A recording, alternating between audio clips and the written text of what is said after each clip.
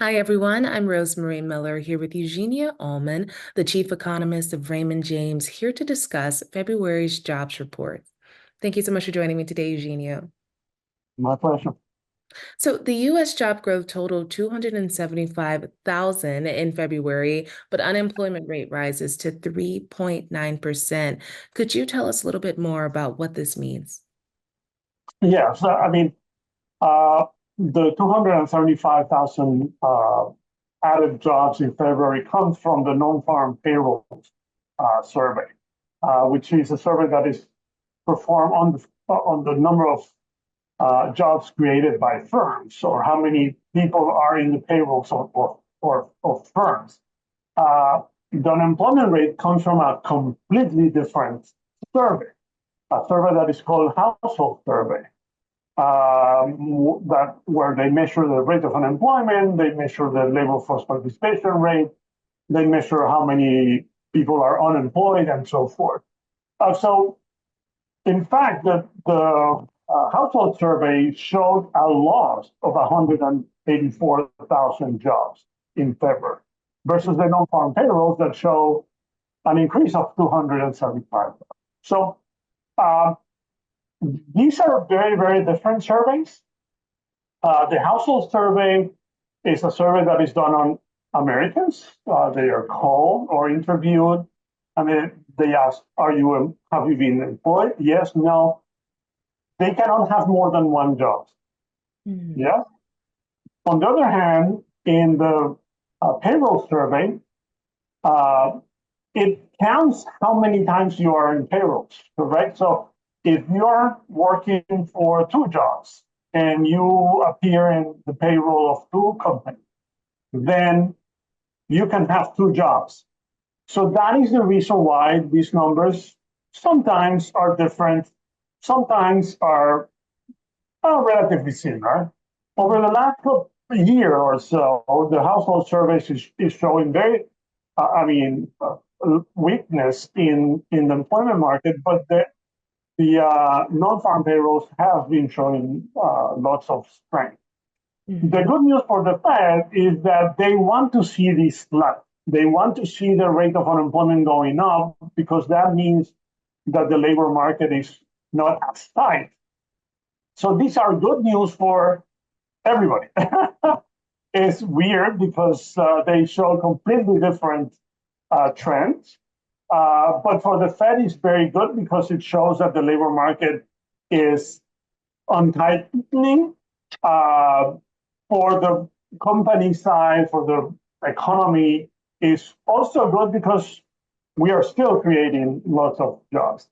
At the same time, it's interesting because originally in January, they had estimated jobs were up by 353,000. That they revised that number by 129,000 jobs, so lower than what they reported in December, almost by 46,000 jobs. So almost 167,000 jobs were revised down in the previous 2 months.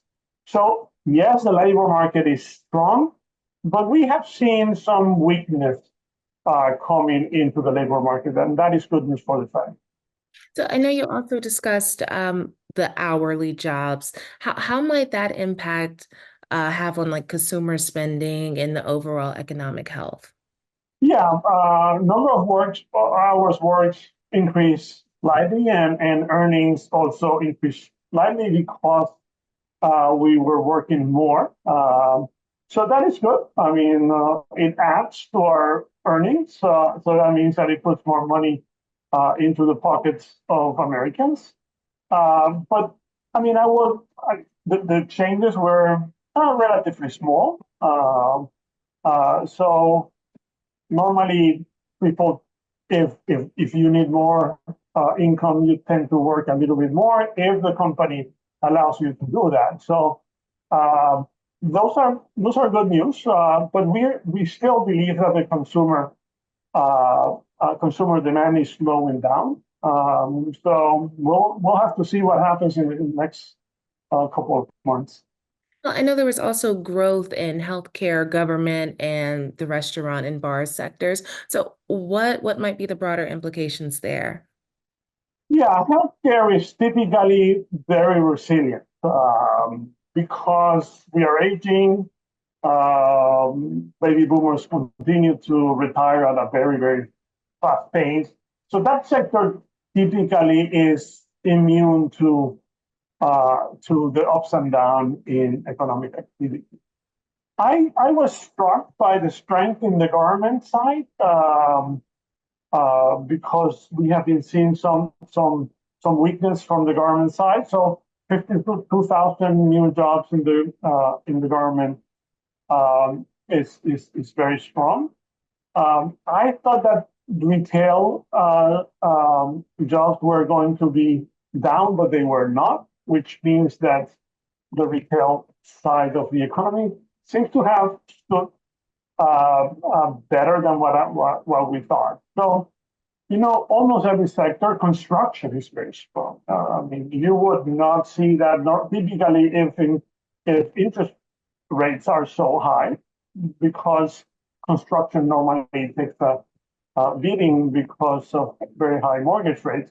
But it is clear that the fiscal package, so the IRA, CHIPS Act, have rendered higher interest rates not that efficient. So there's a lot of construction going on, especially building new plants for the chips or within the chips act. So that is very, very strange in these environments with such high interest rates that we haven't seen any weakness in the construction side.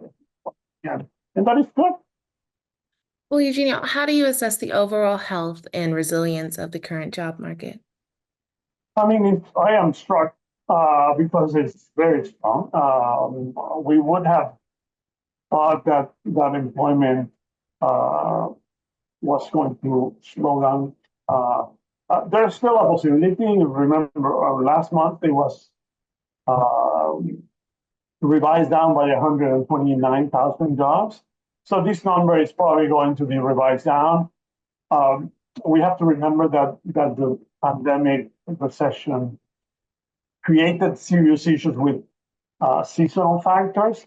So I think that they are moving, they are trying to fix these issues, and that's why they are revised so much. So I think that we will continue to see slowdown in job growth coming our way.